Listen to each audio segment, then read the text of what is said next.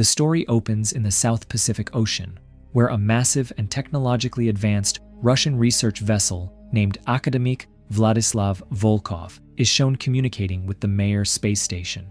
This ship isn't just any research vessel, it's packed with scientific labs and top-tier Russian equipment designed for space communications and data analysis. Suddenly, from deep space, a strange glowing energy begins approaching the Mir station. The scientists on board notice the light but assume it's harmless. Within seconds, the glowing energy strikes with the force of lightning, completely frying the Mir's systems and killing everyone on board. This same energy, as it passes through, redirects downward toward Earth.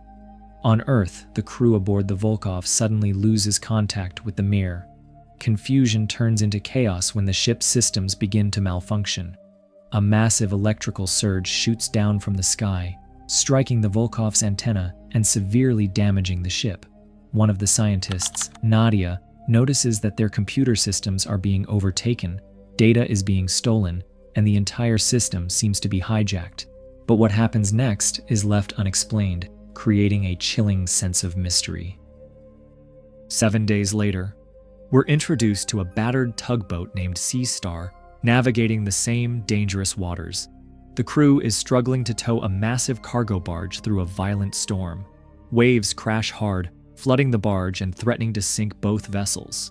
The captain, Robert Everton, is a stubborn and emotionally broken man. When Steve Baker, one of the crew members, suggests cutting the tow line to save their own ship, Everton refuses. He and his son had invested everything they had in that cargo. Steve warns him that if he doesn't cut the line, they'll all go down. When Everton pulls a gun to assert control, Steve calls his bluff. But before it escalates, the tow line snaps on its own, and the cargo ship is lost to the sea. Everton slumps in defeat, while Steve warns him never to threaten him again. Besides Steve and Everton, the crew includes Woods, Hiko, Richie, Julio, and a skilled navigator named Kelly Foster. After losing the cargo, they try to redirect the tug and survive the storm.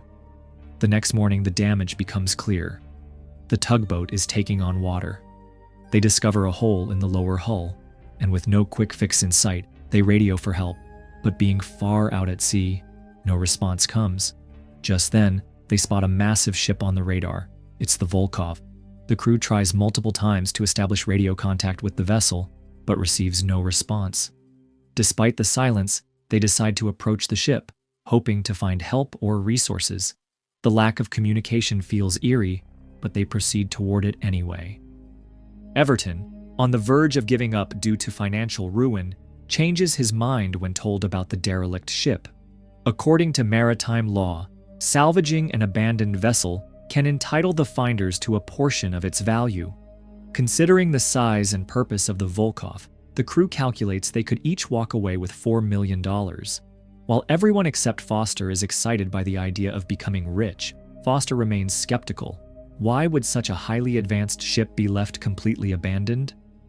Exploring the Vulkoff, finding it in terrible shape, battered interiors, destroyed equipment, bloodstains, and no sign of any crew.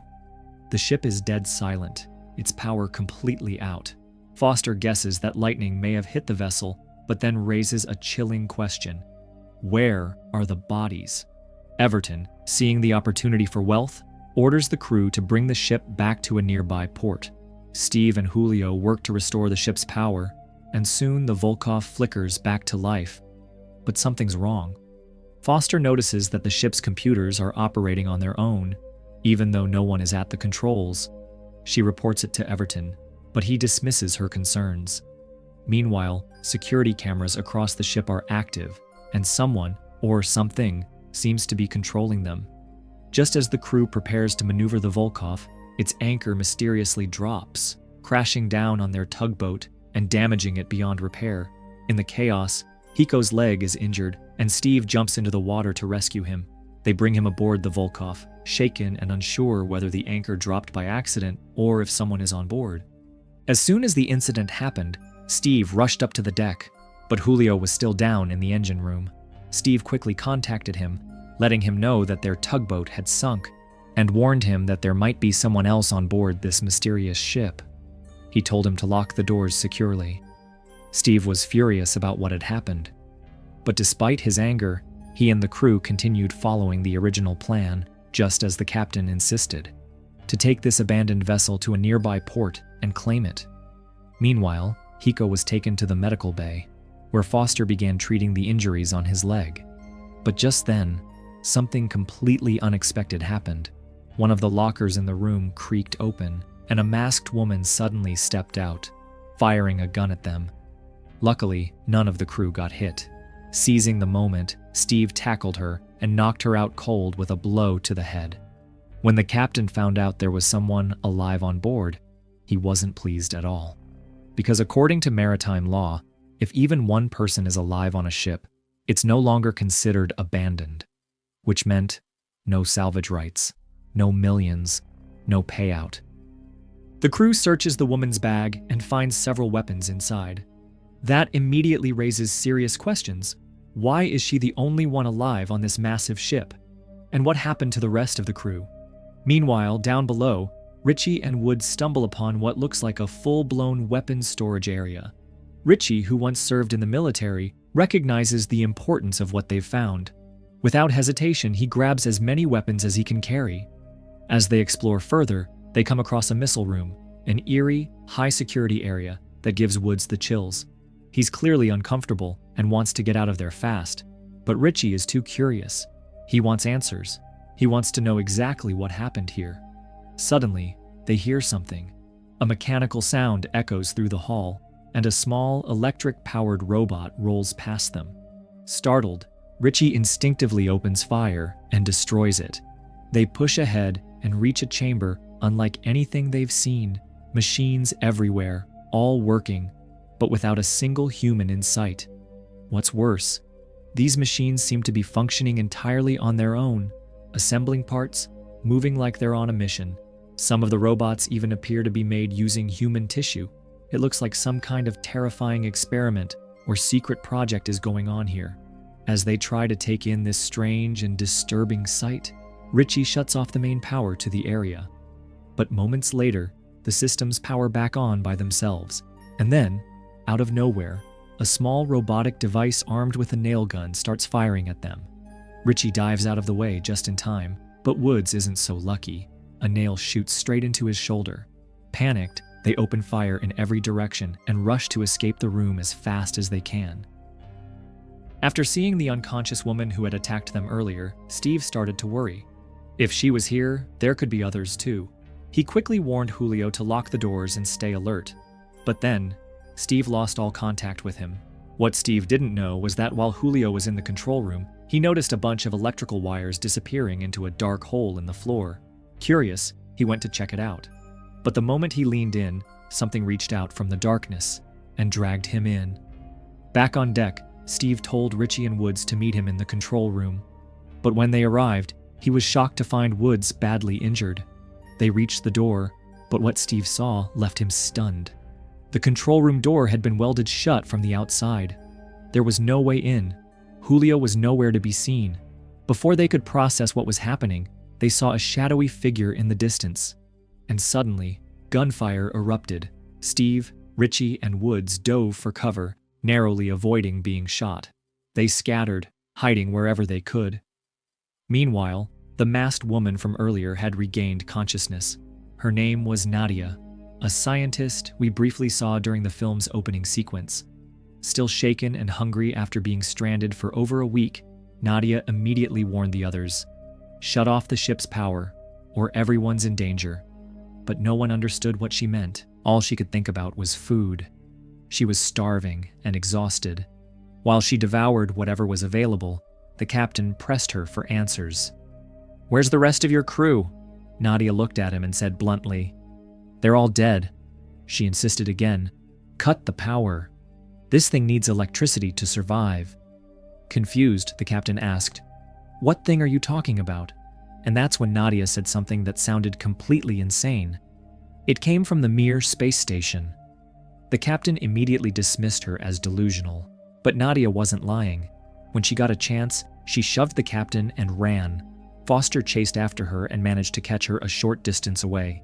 She tried to calm Nadia down, asking her gently, "Tell me everything. What really happened here?" Nadia, visibly shaken, finally opened up. 8 days ago, we were in communication with the Mir space station, and then something unknown collided with us. From space. Whatever it was, it got aboard. At first, we thought it was just a systems malfunction, so we shut down all transmitters. But then, the ship's computers began operating on their own. This thing, whatever it was, started absorbing all our data, learning from us, studying us, figuring out how to kill us. Only she and her husband, Alexei, had survived for a while. They tried to cut every cable, every connection. Foster, still trying to make sense of it, asked, "Who were you fighting against?" Nadia replied, "Machines." Foster didn't believe her at first, but the truth was far worse. These weren't ordinary machines. What Nadia was talking about wasn't mechanical at all. It was a form of energy, something alive, something with consciousness, and it needed one thing to exist: electricity. It traveled through power lines, machines, even computers, feeding off energy, spreading wherever it could. And as for what this alien entity really wanted, that they were about to find out very soon. Even though Nadia was telling the truth, no one was ready to believe her. To prevent her from attacking or escaping again, Hiko, the captain, and Foster tied her hands. The captain had just learned that Julio had gone missing, and now he was losing patience.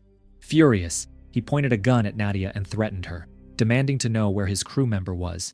He accused her of spinning lies about the ship, but Foster stepped in and stopped him. Right then, Steve, Richie, and Woods brought back the body of the man who had attacked them below deck. Except, it wasn't really a man. His body was almost entirely mechanical, with only a few parts remaining human. This was something else, some sort of advanced biomechanical hybrid. Staring at the body, Foster turned to Nadia and asked her to finally explain everything. Nadia took a deep breath and began. She said that when the alien entity arrived on their ship, it seized full control. It released poison gas, killing many of the crew. Then, because it had no physical form of its own, it began creating its own kind. At first, it built small machines, basic worker bots. Then it started using human bodies, combining flesh with metal to construct something far more terrifying, a synthetic army. The technology behind it was beyond human understanding. The few survivors who remained were eventually hunted down and killed by these massive mechanical creatures.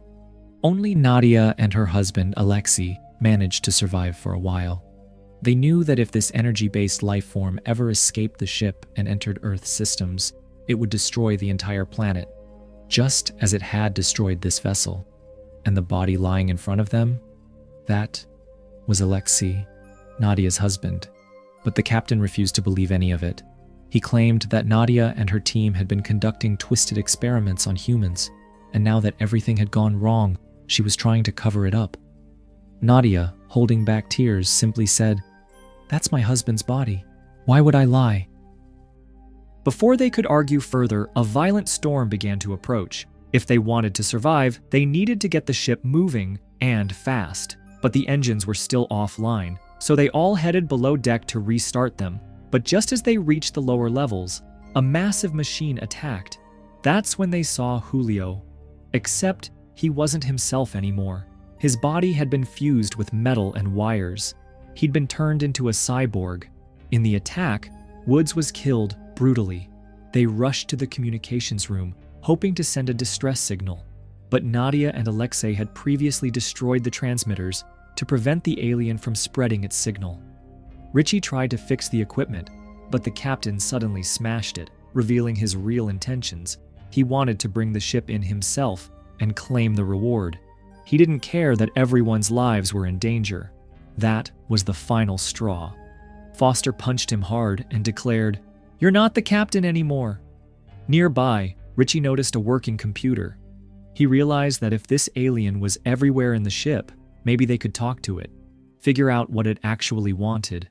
He tried to establish communication. The alien responded coldly, "You are a threat to this planet, like a virus. humanity must be eliminated. It explained that it needed parts from human bodies, brains, spines, arms, legs. Richie's face turned pale. "We're nothing but spare parts to it," he said. That meant only one thing. If they wanted to survive, they'd have to destroy it completely. But this alien was smart. It was watching them constantly, through the ship's security cameras. Steve came to a conclusion. "We have to sink the ship, kill the power. That's the only way to kill it." Shaken by Julio's horrifying condition, Richie panicked and decided to escape on his own. He left the group and went his separate way. The captain, still obsessed with money, stayed behind. In a final act of desperation, the captain attempted to ally himself with the alien. It lured him down into the lower decks. There, he saw it working, fast and efficiently, cutting up the bodies of the dead and assembling more synthetic soldiers. It beckoned him forward, and what happened next, we don't see, but we know it wasn't good. Meanwhile, Steve, Nadia, Foster, and Hiko realized the doors around them were being welded shut. The machines were trying to trap them. Instead of going deeper, they rushed upward, but the ship was now stuck in the middle of the storm. Elsewhere, Richie had reached the missile room. Panicked and desperate, he gathered as many explosives as he could. He wasn't ready to die here.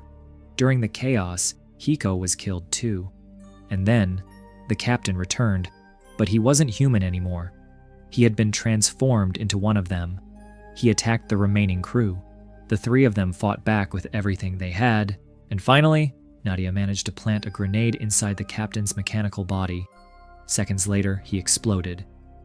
After everything they had seen, Nadia suggested a desperate solution. "We have to flood the engine room with diesel. One spark, and the whole ship will explode and sink." With no better option, the remaining crew, Steve, Foster, and Nadia, headed below deck and began pumping diesel into the ship's lower compartments. But there was a problem. Earlier, when Everton gave his mind over to the machine, it had learned everything, including their plan. To stop them, the alien intelligence sent a massive machine to intercept them. It captured Foster and began torturing him, even burning his face to extract information about the explosives. Just then, Richie, who had been planning to escape alone, returned, armed and ready. He couldn't abandon his friends. He opened fire and helped fight the machine off, saving Foster in the process. But their victory didn't last. Before they could escape, another machine attacked, and this time, it went straight for Richie. He fought bravely, but didn't survive. Before dying, he whispered the final part of the escape plan to Steve. Now only Steve, Nadia, and Foster remained. But as they ran for safety, debris blocked their path. Foster got trapped. Without hesitating, Nadia sacrificed herself, staying behind so Foster could escape. Shaken and devastated, Foster was eventually found by Steve, who carried her to the missile room. That's where Richie had set up their last hope, a makeshift escape pod, rigged with a rocket and connected to the ship's explosives. Only one person could escape in it. Steve insisted Foster take the pod. As soon as the rocket launched, a set of wires attached to it would activate the explosives on the ship, and just as Foster climbed inside, more machines arrived. They tried to stop them, but Foster hit the launch button, clutching Steve as the rocket blasted off. Seconds later, the fuses were triggered. All the explosives detonated at once. In a massive, fiery explosion, the entire ship was destroyed, completely wiped out beneath the ocean. Miraculously, a nearby vessel received their distress signal and came to rescue them. Steve and Foster had survived, but more importantly, they had saved the rest of humanity.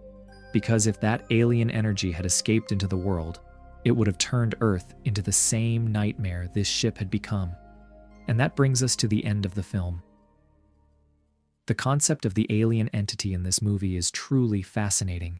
An intelligent energy that infects machines, learns from us, and sees humanity as spare parts. What made this film stand out was its use of practical effects. Instead of relying on heavy CGI or modern VFX, the team used detailed animatronics and real set design, giving it a gritty, realistic feel that still holds up today. If this movie were made in the modern era, CGI might have enhanced it, But there's no doubt the effort put into these effects added a raw, terrifying charm. Hope you enjoyed the story.